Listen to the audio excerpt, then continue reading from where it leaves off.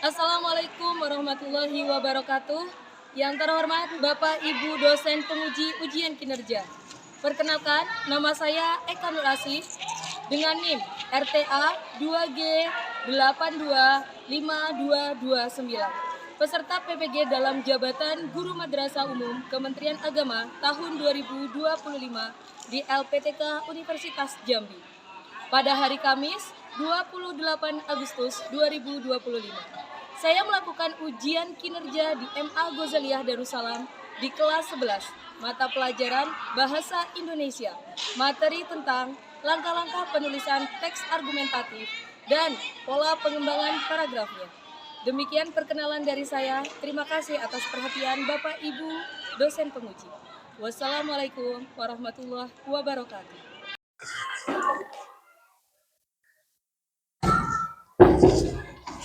Oke, Assalamualaikum warahmatullahi wabarakatuh. Waalaikumsalam warahmatullahi wabarakatuh. Selamat pagi. Pagi, Bu. Gimana kabarnya? Alhamdulillah. Baiklah, untuk mengawali pembelajaran kita pada hari ini, mari kita berdoa. Ketua kelas, silakan pimpin doa. Bismillahirrahmanirrahim.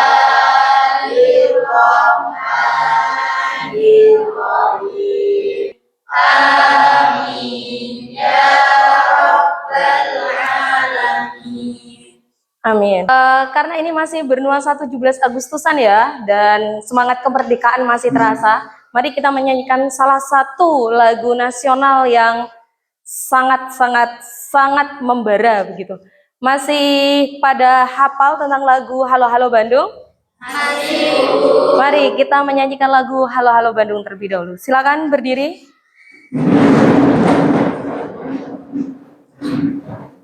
Siap.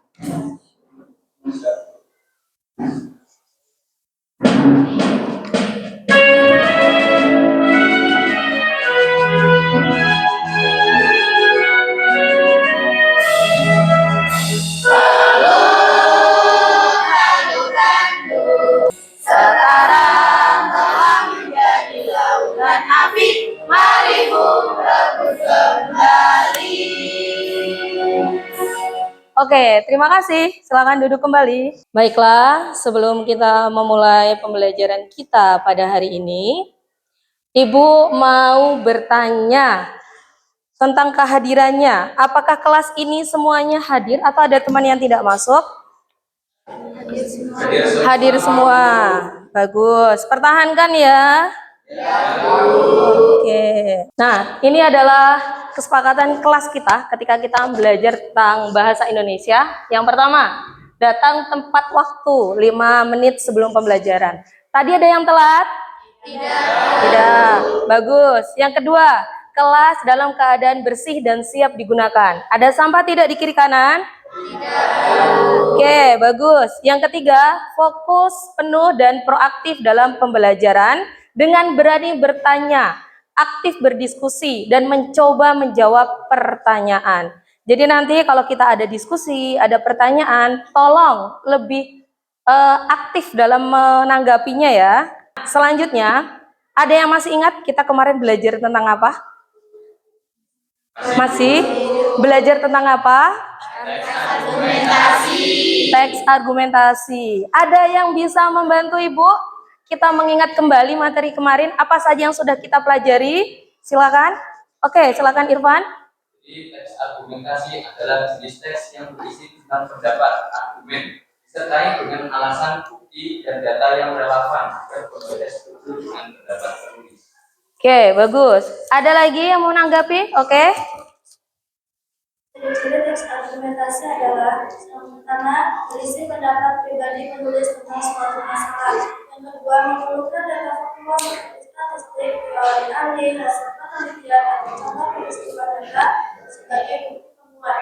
Yang ketiga, bersifat persuasif atau membujuk. Yang keempat, menggunakan logika untuk mencari kesimpulan. Yang kelima, menjabarkan suatu permasalahan secara analitis dan logis. Oke, bagus Diana. Ada lagi? Oke, silakan. Argumentasi, pernyataan pendapat atau basis, rangkaian argumentasi atau bukti dan penegasan ulang atau kesimpulan. Oke, bagus. Ada lagi? Saya, Bu. Oke, silakan Siti. Tujuan teks argumentasi. 1. Meyakinkan pembaca tentang kebenaran pendapat penulis. 2. Mempengaruhi pembaca untuk mengambil atau mengubah suatu tindakan. 3. Membujuk pembaca agar menerima gagasan atau ide penulis. Oke, bagus. Ada lagi? Cukup? Nah, itu tadi adalah materi yang sudah kita pelajari minggu lalu. Nah, di sekarang ini, apakah masih ada yang belum terlalu paham tentang teks argumentasi? Silakan bertanya. Oke, silakan Adib. Masih belum terlalu paham tentang perbedaan antara tesis atau pendapat dengan argumentasi. Mungkin ada teman-teman yang bisa menjelaskan? Ya, bagus sekali jawaban dari Ana. Nah, itu tadi ya, Dip. Jadi kalau yang dikatakan dengan tesis itu apa sih? Tesis itu pendapat atau keberpihakan penulis terhadap suatu masalah. Sedangkan argumentasi itu adalah fakta-fakta atau data-data untuk memperkuat tentang opini kita atau tesis kita. Begitu. Oke, paham? Ibu ada pertanyaan nih buat kalian. Jawab dengan jujur ya. Nih, pernahkah kalian berdebat dengan teman atau orang lain tentang permasalahan yang tidak terlalu penting? Pernah? Pernah. Misalnya kan kalian anak mondok ya, biasanya kan kamu mandi dulu lah, enggak lah kamu dulu, aku dulu. Seperti itu sering ya. Kemudian yang kedua, pernah nggak meyakinkan orang tua bahwa apa yang kamu lakukan itu benar dan tidak salah? Namun orang tua tetap yakin apa yang kamu lakukan itu salah. Benar. Sering apa enggak sering? Sering. Biasanya tentang apa itu kalau berantem sama orang tua? Banyak. Salah satunya apa, Sim? Oh, gak mau bangun. Kamu bangun jam berapa, Sim? Jam 11. Ya Allah. Yang lainnya? Sering apa? Pernah apa sering? Pernah. Kenapa? Tentang apa Mutiara biasanya? HP. Kenapa itu biasanya? Seringan main HP di rumah ya? Nah, itu kan sering ya. Dan biasanya nih, pertanyaan Ibu, kalau debat sama orang tua, yang menang, kamu apa orang tua? Orang tua. Kenapa biasanya? Oh, karena nggak mau melawan. Sebenarnya, coba lihat ini. Yang kalian kasih ke orang tua itu apa? Alasan atau argumen? Biasanya kalau kamu debat orang tua, nyari alasan atau ngasih fakta? Alasan kan? Kayak Asif misalnya. Kamu ini jam 11 baru bangun, Mbak, ya bangun pagi. Kan capek. Itu alasan apa argumen?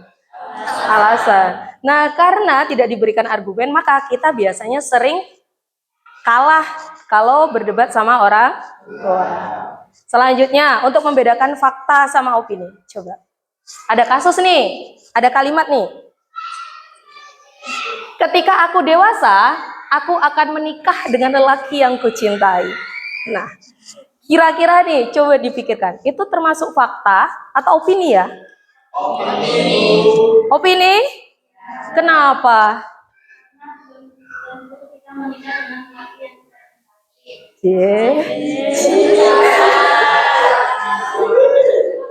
Oh, ya, ada yang curhat kayaknya ya. Berapa kali ditinggalin sama cowoknya, Mbak? Nah, kata temannya itu opini nih, karena belum tentu orang yang kita cintai menikah sama kita. Siapa tahu orang yang kita cintai malah menikah sama sahabat kita. Sakit nggak tuh? Sakit banget ya. Ada lagi nggak pendapat? Mengapa ini dikatakan opini? Silakan Sim. Karena peristiwa itu belum terjadi, Bu. Hal ini ditandai dengan penggunaan kata.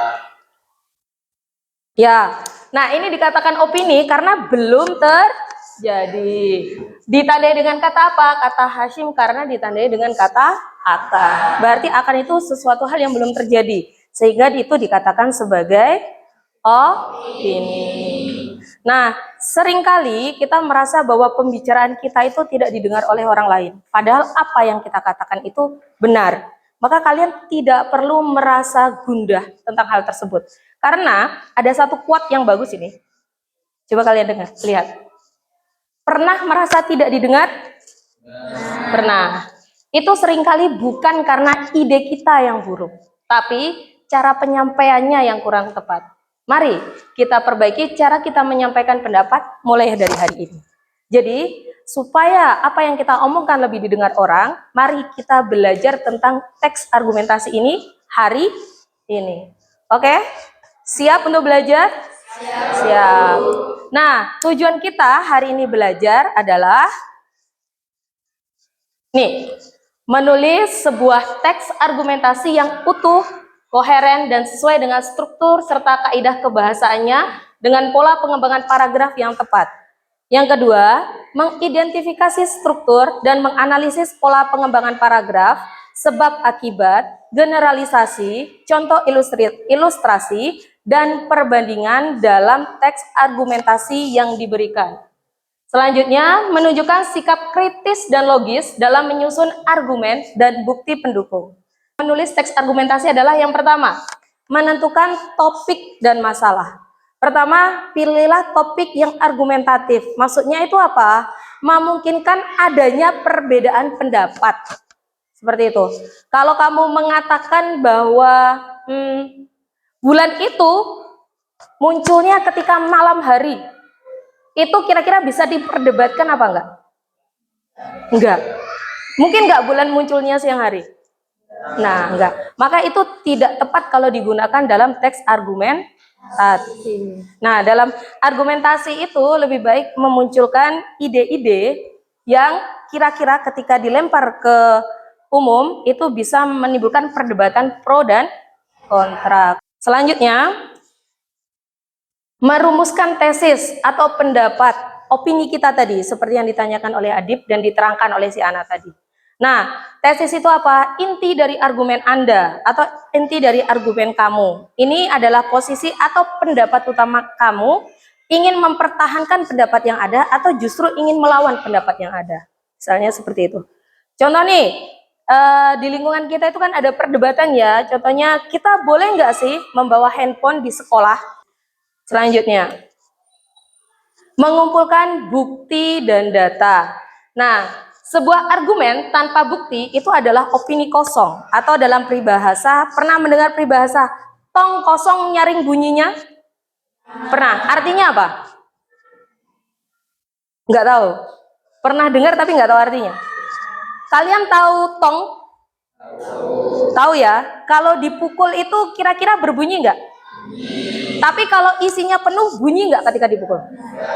Nah, itu orang mengatakan itu adalah tong kosong nyaring bunyinya. Artinya, sebuah teks argumentasi, jika kamu tidak mempunyai argumen yang kuat atau bukti yang kuat, maka itu kayak tong kosong. Apa? Dia berbunyi, tapi yang dia bunyikan itu nggak ada isi sama sekali, nggak ada makna. Nah, selanjutnya, yang keempat, menyusun kerangka atau outline-nya. Struktur argumentasi tertata rapi dengan catatan pertama, kamu membuat pendahuluan, perkenalkan topiknya tentang apa, kemudian rumuskan tesisnya. Setelah itu, dalam tubuh argumentasi, kamu bikin per paragraf-paragraf. Misal, paragraf 1 menjelaskan tentang bukti utama dan alasannya. Kemudian paragraf kedua, itu ada bukti pendukung dan alasannya. Paragraf ketiga, itu ada bukti pendukung dan alasan. Jadi, untuk memperkuat pertama, itu kalian bisa membuat argumen berparagraf-paragraf. 2 boleh, 3 boleh. Kalau cukup merasai 1, yakin bisa menguatkan topik tesis kita, juga tidak masalah. Yang selanjutnya baru penutup. Nah, dalam penutup itu kalian bisa membuat simpulan atau kesimpulan dan juga penegasan ulang tentang tesis yang kalian kerjakan. Nomor 9 adalah langkahnya itu merevisi dan menyunting. Nah, merevisi dan menyunting itu apa? Setelah apa yang kalian kerjakan itu selesai, jangan langsung dikumpulkan. Namun, kalian coba lagi memahami tentang hasilnya. Kemudian, kira-kira ada yang perlu diperbaiki atau tidak ya? Jika ada, apa nih? Kalau enggak, gimana nih? Gitu. Nah, biasanya kalau kamu sudah ngerjain tugas, dibaca ulang apa enggak? Atau ngerasa yakin udah bener? Yakin. Tapi ketika kamu membaca ulang, benar-benar ngoreksi atau sekedar membaca? Ya, males ya kadang. Karena kita membaca, kita sudah tahu setelah ini ngomong apa gitu kan. Nah, penyuntingan yang efektif itu bisa dilakukan tidak dengan diri sendiri. Tapi kamu bisa memberikannya ke teman, kemudian minta tolong dengan teman. Tolong dong dibaca hasil teks argumentasi saya, masuk akal apa enggak? Kalau enggak masuk akal, apa sih yang perlu diperbaiki? Nah, itu boleh merevisi hasil karangan dengan bantuan teman. Selanjutnya, setelah teks argumentasi kamu selesai, baru kamu tentukan pola pengembangan paragraf saya ini bagusnya seperti apa ya. Nah, ada 4 atau 5 pola yang bisa kalian terapkan. Yang pola pertama itu pengembangan analogi. Contohnya, permaksudnya itu adalah membandingkan dua hal yang berbeda, tetapi memiliki kesamaan prinsip atau sifat. Tujuannya untuk menjelaskan sesuatu yang abstrak dengan sesuatu yang lebih konkret. Nah, biasanya menggunakan kata seperti, bagaikan, ibarat, sama halnya, atau laksana. Contoh nih, ibarat sebuah pisau, media sosial dapat digunakan untuk memotong sayuran. Berarti sesuatu hal yang positif. Atau melukai orang, hal negatif. Tergantung pada penggunaannya. Oleh karena itu, bijaklah dalam bermedia sosial. Itu tadi materi kita untuk hari ini. Ada pertanyaan? Tidak? Oke, setelah ini akan Ibu bagikan LKPD-nya. Sebelum LKPD, yuk kita melakukan ice breaking. Ice breaking-nya hari ini adalah salah. Nah, maksudnya apa ya? Lakukan gerakan yang tidak sesuai dengan apa yang kita ucapkan. Contoh, misal nih, kalian tahu gajah? Gajah itu besar atau kecil? Besar. Kalau besar gimana? Nah, karena ini gamesnya adalah salah, maka yang benar adalah gajah. Wow, besar. Oke. Nah, kalau semut kecil biasanya bagaimana? Salah. Semut itu kecil. Seperti itu ya. Ular panjang atau pendek? Panjang. Berarti memperagakannya bagaimana? Panjang. Cacing? Pendek gimana? Pendek. Oke, siap ya. Konsentrasi. Ayo konsentrasi dimulai. Gajah. Kebesar. Gimana kebesar itu gimana? Dari kecil ke besar. Masih gagal. Belum konsentrasi. Sekali lagi, tepuk konsentrasi. Konsentrasi. Ayo konsentrasi dimulai. Ular. Semut. Gajah. Cacing.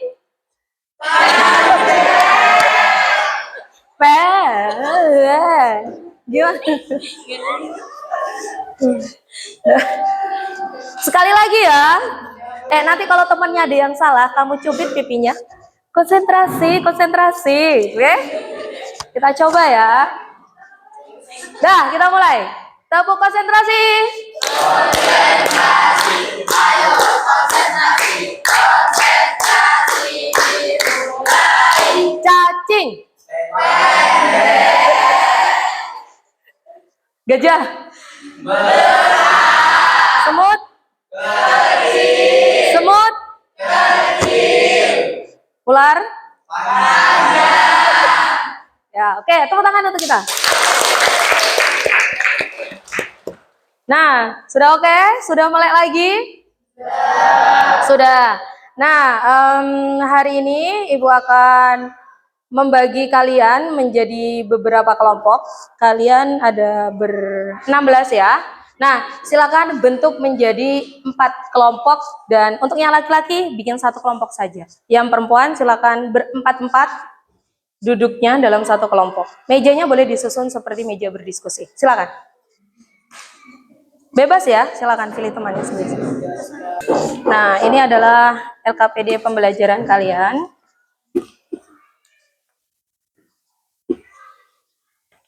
Nah, itu adalah LKPD, lembar kerja peserta didik yang bisa kalian baca terlebih dahulu. Di sana nanti ada beberapa contoh judul teks argumentatif. Itu silakan kalian pilih dari kelima judul tersebut.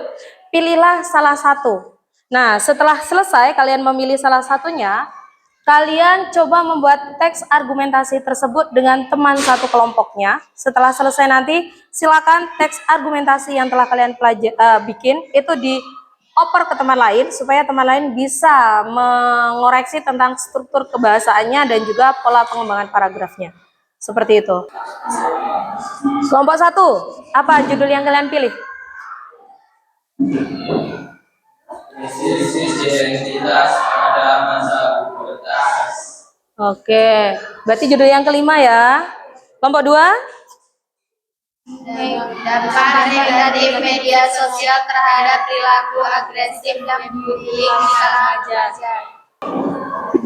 Oke, Siti. Kalimat tesis yang baik itu seperti apa, Bu? Harus jelas atau belum? Kalimat tesis yang baik ya. Kalimat tesis yang baik itu harus jelas, harus spesifikasi dan dapat diperdebatkan seperti yang udah kita bahas tadi. Kenapa seperti itu? Ya, kita harus menghindari pernyataan-pernyataan yang terlalu umum supaya misalnya nih kita mau nulis banyak remaja nakal. Nah, tetapi itu masih terlalu umum. Akan lebih baik kalau kamu ganti menjadi penyebab utama dalam kenakalan remaja tingkat SMP atau SMA itu adalah peer pressure. Misalnya menggunakan bahasa yang seperti itu. Itu lebih terkesan lebih khusus daripada umumnya. Seperti itu ya. Boleh nggak ya dalam menulis tes argumentasi menggunakan pengalaman pribadi?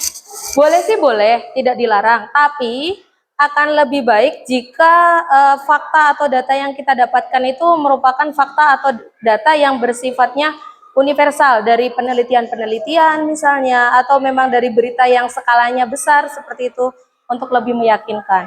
Soalnya kalau pakai pengalaman pribadi, nanti takutnya dibilang terlalu subjektif dan belum tentu orang mengalami peristiwa tersebut.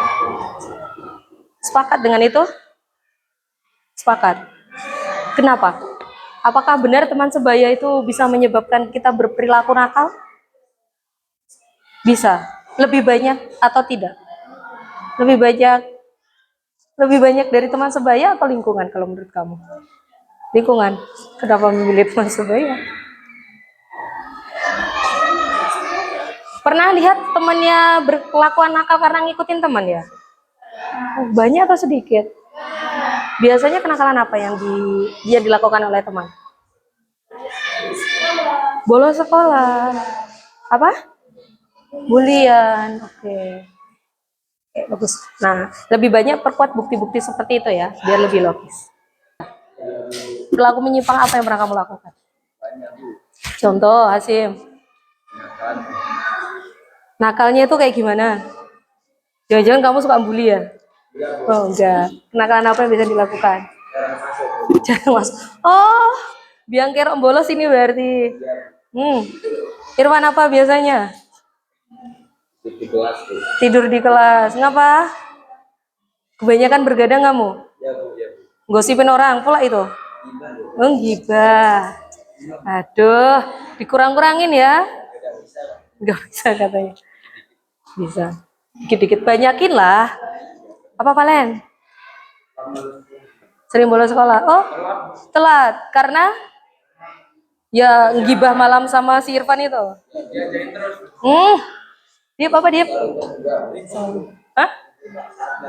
Ribut saat belajar. Hasan dari tadi kamu diam aja Diep.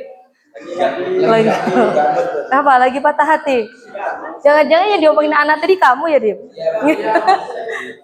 Astagfirullahaladzim. Nah, berikan contoh-contoh lebih konkret seperti itu ya, biar lebih masuk akal. Pengalaman pribadi boleh dijadikan referensi, tapi tidak boleh dijadikan patokan data. Oke, waktu kurang 5 menit lagi ya. Setelah diskusi, kita akan presentasi. Silakan yang merasa kurang bagus lagi, silakan sekali lagi Ibu ingatkan. Silakan disunting dan dievaluasi hasil karangannya.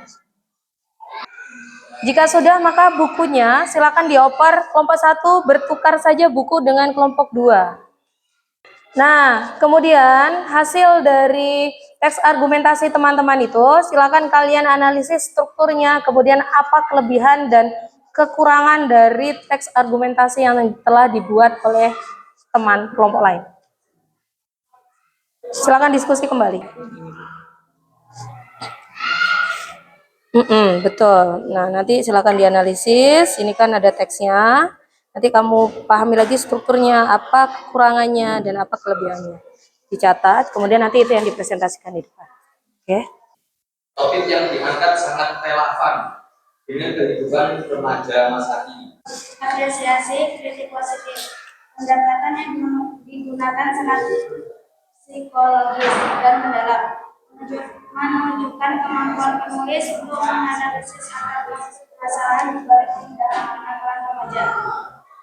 Gagasan bahwa penakalan bisa menjadi produk eksperimen identitas merupakan sebuah sudut pandang yang unik dan cerdas yang menambah kedalaman analisis dalam teks. Saran pengembangan kritik konstruktif, penyebutan krisis identitas sebagai akar berlaku memang terdapat sedikit kecenderungan untuk menyamaratakan. Mungkin lebih tepat jika dikatakan sebagai salah satu faktor pemicu utama untuk mengakui adanya faktor-faktor lain seperti tekanan ekonomi atau masalah keluarga.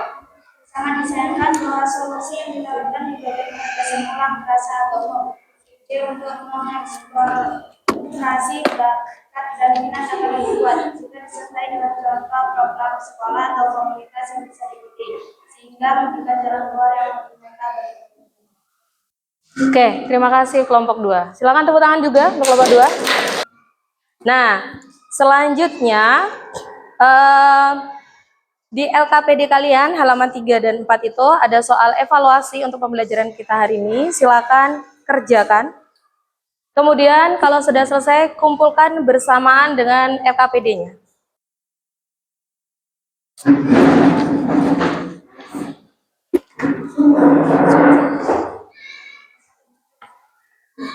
Terima kasih. Terima kasih. Apa sih yang bisa kita simpulkan dari pembelajaran kita pada hari ini? Ada yang ingin mencoba menjawab, menyimpulkan tentang pembelajaran kita pada hari ini? Oke, bagus. Kata Irfan, teks argumentasi tanpa diberikan dengan data-data yang kuat itu tidak akan memberikan efek seperti apa yang diharapkan ya. Lanjut, ada lagi? Silakan.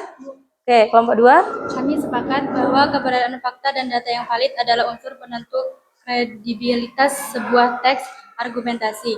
Opini saja tidak cukup, argumen harus diperkuat dengan bukti konkret seperti hasil penelitian dan statistik atau contoh kasus yang relevan.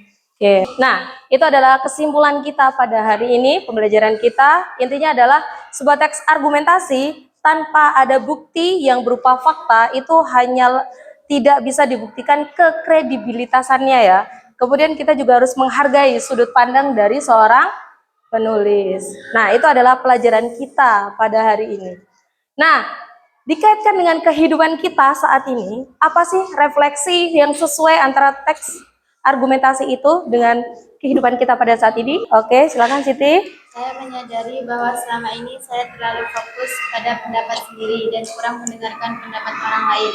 Hari ini saya belajar bahwa argumentasi yang kuat bukan tentang siapa yang paling keras, tetapi tentang bagaimana kita menghargai sudut pandang orang lain dan menyusun bukti yang solid. Terima kasih untuk masukan dari Oke, terima kasih Siti. Selanjutnya ada lagi? Oke, silakan. Saya sering terjebak pada opini sendiri dan lupa bahwa argumen perlu didukung fakta. Melalui diskusi hari ini, saya belajar untuk lebih objektif dan tidak hanya mengandalkan perasaan. Saya juga jadi tahu bahwa kesimpulan yang baik tidak hanya merangkum, tetapi juga memberi makna lebih. Oke, terima kasih. Gimana pembelajaran kita hari ini? Menyenangkan? Menyenangkan. Nah, karena kita belajar tentang teks argumentasi, nih ada quote bagus untuk kalian. Kalian harus ingat tentang sesuatu. Argumentasi yang baik bukan tentang berdebat hingga menang, tapi tentang meyakinkan orang dengan cerdas. Hari ini kita berlatih menjadi pemberi pengaruh, bukan pengasuh. Nah, mulai dari sekarang, yuk kita berargumen. Kalah nggak apa-apa, tapi cara kita kalah itu dengan cara yang bermartabat. Seperti itu. Oke, semangat? Semangat. Nah, Ibu kasih game sekali lagi. Pertemuan besok, siapa tahu kalian sudah bisa. Gamesnya adalah tangan dimajukan ke depan. Sudah, kalian pertemukan tangannya. Kemudian kalian satukan. Sudah? Putar tangannya. Pejet hidungnya. Sudah? Lepas pelan-pelan. Ada yang bisa? Ada yang gagal? Nah, ada yang belum bisa? Nah, itu untuk games kita penutup kali ini. Untuk materi tentang teks argumentasi kita sudah selesai. Pertemuan besok itu kita akan mempelajari tentang teks berita. Oke, mari kita tutup pelajaran hari ini dengan berdoa. Silakan ketua kelas pimpin doa.